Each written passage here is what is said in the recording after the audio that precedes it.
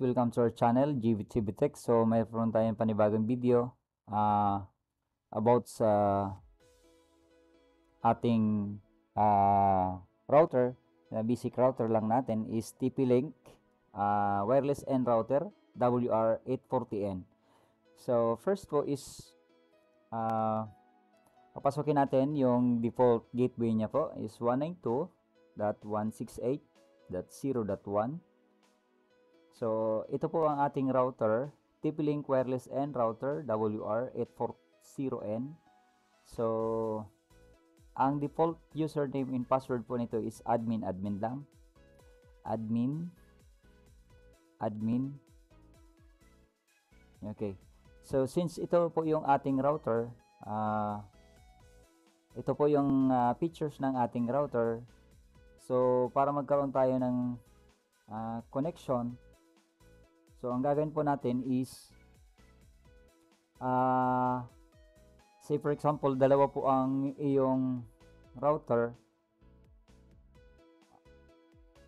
Pwede niyo pong palitan ang network, yung LAN. Say for example, hindi na po default ng 192.168. So papalitan niyo ng say for example is 5.1, ganyan. Save natin.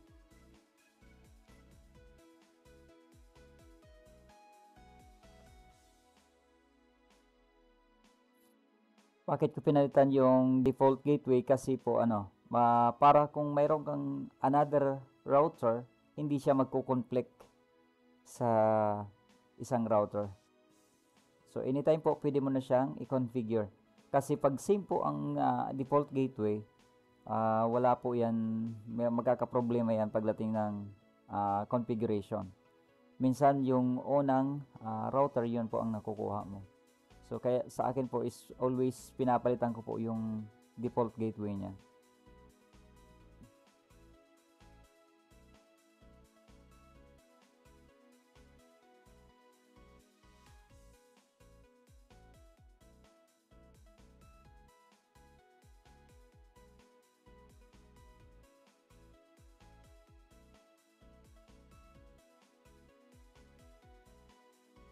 Just wait lang natin.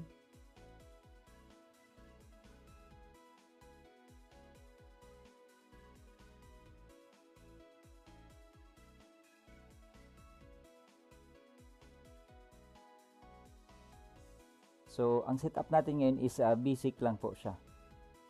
Basic configuration, kasi basic man lang. Ang router nito is mga basics. So, ayan. Login tayo. Admin. So, titingnan natin siya. Ayan po. Ito po. 192.168 5.1. Nakikita nyo doon sa taas. 192.168.5.1. Yun na po ang default gateway niya. Okay? So, configure na natin. So, quick setup natin. Quick setup. Then, next. Then, ano ba ang function niya? Wireless router, WISP, access point, or range extender. Then, next natin. So, ang ilalagay po natin dito is auto-detect lang po. Kung ano ang, say for example, naka-DHCP lang tayo, naka-dynamic lang tayo. Pwede dito, dynamic IP or auto-detect. Okay, kung may pinapatakbo kang PPOA, dito po PPOA or L2P or PPTP. Yan po. So, sa ngayon po is auto-detect lang po tayo.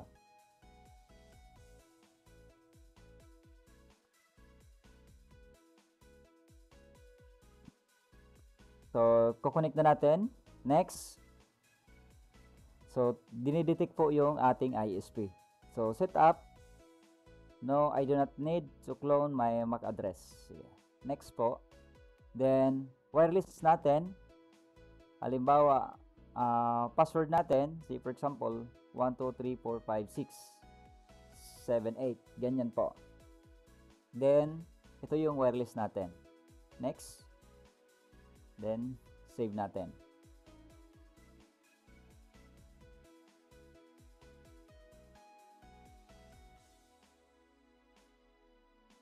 So, titingnan natin kung mayroon na tayong net. Ayan, mayroon na po siya. Mayroon nang binigay na 1.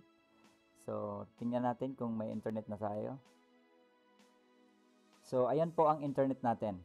So, up to 100 Mbps lang po ang kaya niya na ibigay sa ating mga users or clients natin.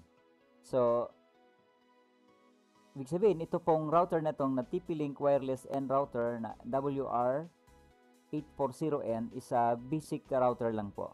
Kung nag-deploy ka sa bahay lang, okay na yon kasi binibigay mo naman say for example 10 Mbps, 5 Mbps, 20 Mbps, kayang-kaya ni TP-Link N router WR840N. So yun po, ibig sabihin mayroon na tayong internet. So next po is punta tayo dito sa wireless, titingnan natin siya. Ayan.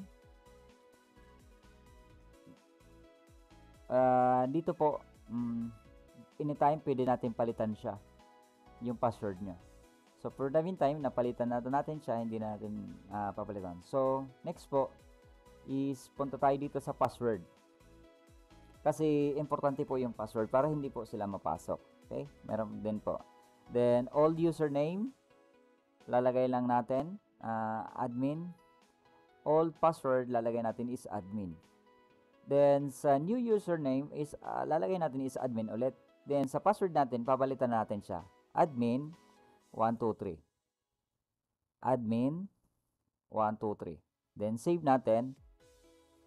So yun po, para hindi siya mapasok. Say for example, admin, lalagay natin siya admin 123. Ibig sabihin, pumasok tayo. So ngayon, try natin siyang i-log out. Say for example, may pumasok sa network mo, tinype yung admin, i-type ulit yung admin. Ibig sabihin, mali yung password. So, yun po ang kagandahan na papalitan natin ang password ng ating router. So, yun lang po it is a basic configurations of our router. So, pasukin ulit natin, admin 123 kasi pinalitan na natin siya. So, yun na po ang ating configuration. Okay? So, wireless natin, ganyan. Yan, network natin, yan. Operation mode, naka-router lang po tayo. So, itas status natin, ganyan. So, dito tayo sa wireless, titingnan natin, yun po. So, ibig sabihin, that is the basic configurations of TP-Link router. So, first of all, papalitan nyo po itong gateway. Or pwede man hindi nyo palitan yung gateway. Mas maganda kasi pinapalitan yung gateway. Okay? Okay, that is basic for our tutorial for today. So, please like and subscribe in my YouTube channel. See you guys for my next video.